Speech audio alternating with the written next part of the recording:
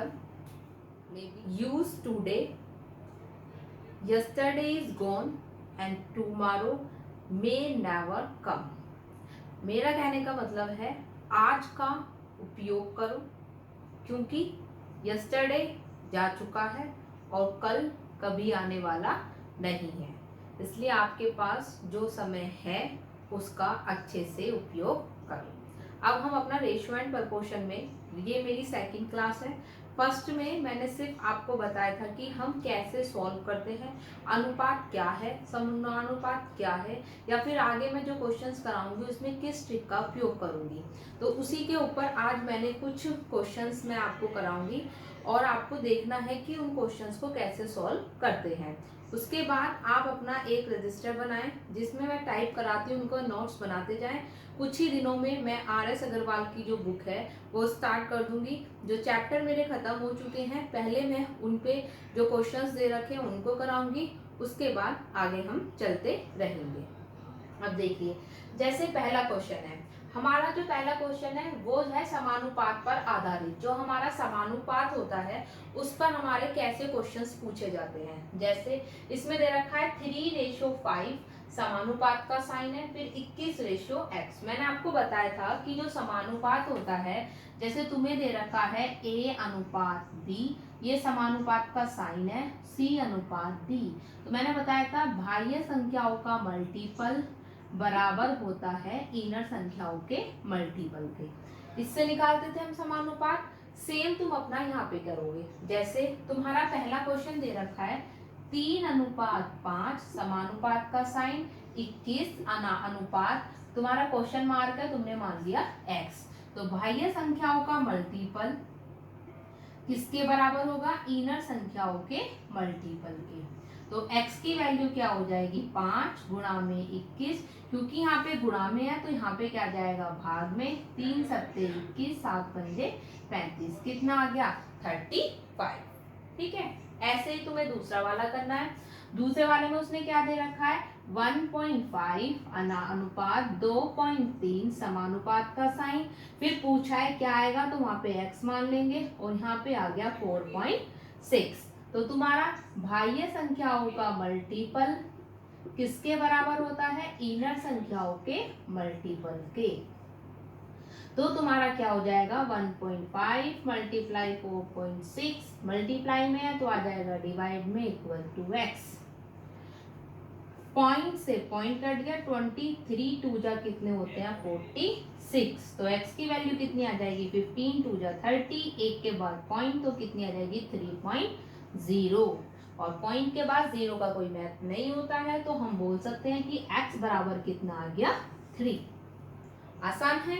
ऐसे ही क्वेश्चन अपनी तरफ से बनाना और करना। जैसे यहाँ पे लिख दिया तुमने 4 अनुपात 7 समानुपात का साइन, यहाँ पे लिख देना 8 अनुपात x। अपनी तरफ से कितने क्वेश्चंस बना के सॉल्व करना। बस याद क्या रखना है, समानुपात में हम क्या करते हैं, बाह्य संख्याओं का मल्टीपल बराबर होता है जो हमारी इनर वाली संख्याएं हैं। बाह्य संख्याओं का मल्टीपल बराबर होता है इनर वाली संख्याओं के समानुपात में। अब आगे का क्वेश्चन देखो, मैंने तुम्हें बताया था कि जो समानुपात के क्वेश्चन होते हैं तुमसे पूछते हैं मध्य अनुपात बताओ, तृतीय अनुपात बताओ या फिर चतुर्थ अनुपात बताओ। मैंने उनके तुम्हें बताए थे फॉर्मूले, उनका हम आज यहाँ पे क्या करेंगे उपयोग। जैसे तुम्हारा पहला क्वेश्चन की दूसरा वाला जो क्वेश्चन जैसे पेपर में पूछे जाते हैं वो क्या है देखो। मैंने बोला कि 9 और 25 का मध्य अनुपात ज्ञात कीजिए। तो मैंने बताया था जब दो संख्या दे रखी होती हैं अगर उनका मध्य अनुपात पूछता है तो उसका फॉर्मूला मैंने बताया था क्या होता है √AB। क्या निकालने का, जब तुमसे बोले कि मध्य अनुपात निकालो, मध्य अनुपात निकालने का फॉर्मूला होता है √AB, क्योंकि दो संख्या देगा और उनका तुमसे क्या पूछेगा मध्य अनुपात। तो दो संख्या क्या है 9 है और 25, तो तुम्हारा क्या आ जाएगा 9 मल्टीप्लाई में 25। अब तुम्हें पता है 9 किसका रूट होता है 3 का, 25 किसका रूट होता है 5 का, तो आंसर कितना आ जाएगा 15। वैसे ही यहाँ पे दे रखा है 12 और 30 का तृतीय अनुपात ज्ञात कीजिए। तो मैंने बताया था जब तृतीय अनुपात दो संख्या दे और उनका तृतीय अनुपात पूछे तो मैंने बताया था जो तुम्हारा तृतीय अनुपात होता है उसका फॉर्मूला क्या होता है, b² तो b क्या है यहाँ पे 30 और a क्या है यहाँ पे 12। तो तुम्हारा कितना आ जाएगा 30 गुणा में 30 बटे में क्या आ जाएगा 12। तो इसे काट दो, 3 एकम 3 0, 3 चौक 12, 2 से 2 दूनी 4, 2 पंजे 10, 2 से काट दो 15, तो कितना आ गया 75।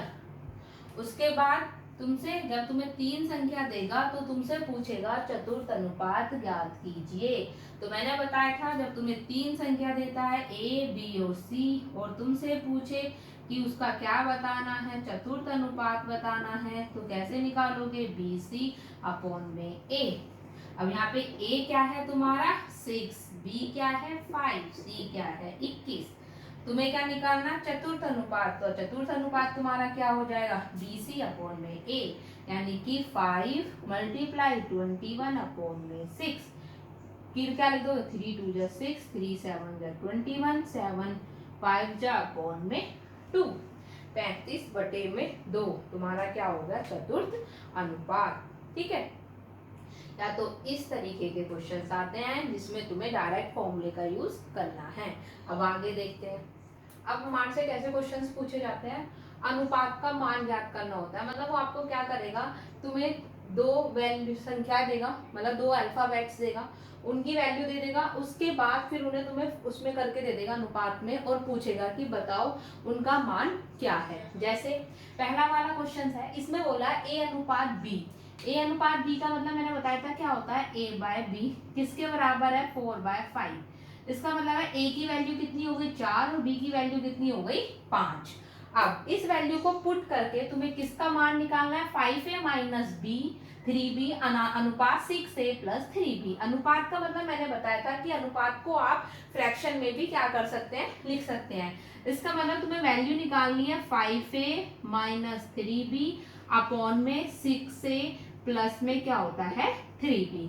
A की वैल्यू मैंने बताई आपको 4। इसका मतलब क्या हो गया 5 × 4 - 3 × 5 अपॉन में क्या हो जाएगा 6 × 4 प्लस में 3 × 5।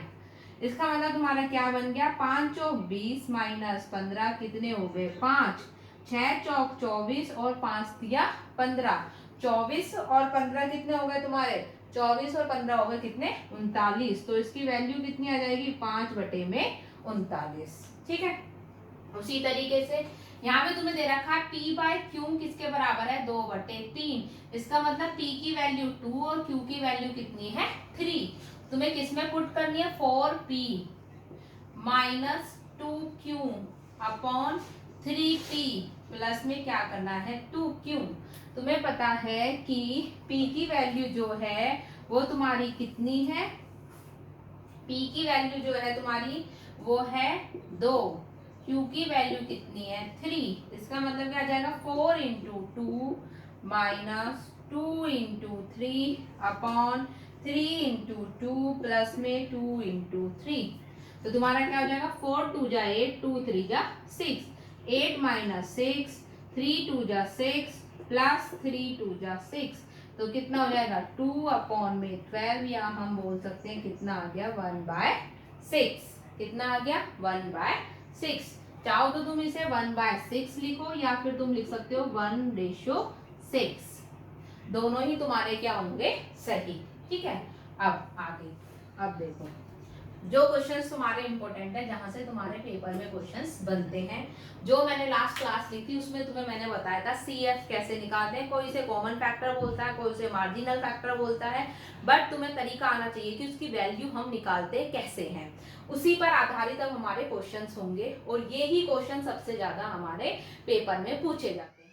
इसी टाइप के क्वेश्चंस, जैसे पहला दे रखा है तुम्हें 17/19 के प्रत्येक पद में से क्या घटाया जाए कि अनुपात 5/7 हो जाए। क्या बोल रहा है तुम्हारा 17/19 के प्रत्येक पद में से क्या घटाया जाए। हमें नहीं पता क्या घटाना है, तो मैंने माना इसमें से भी x घटा दिया और इसमें से भी x घटा दिया। कि अनुपात कितना हो जाए, 5:7 हो जाए। ठीक है, ये तुमसे पूछा क्या घटाया जाए, यानी कि x की वैल्यू पूछ रहा है। मैंने बताया था जब इस तरीके का स्ट्रक्चर बन जाता है तो तुम्हें mf या cf की वैल्यू निकालनी होती है। अब देखो, तो इसका मतलब मैंने तुम्हें बताया था कि जो तुम्हें घटाना है या जोड़ना है उसकी हम मल्टीप्लाई करते हैं किससे, जो हमारा सबसे नीचे वाला अनुपात होता है। तो इसका मतलब तुम क्या लिख सकते हो, -7x, उसके बाद तुम्हारा माइनस, जब माइनस की मल्टीप्लाई 5 से करोगे तो माइनस के 5x अपॉन में मैंने बोला जो दिया हुआ अनुपात होता है उसका अंतर।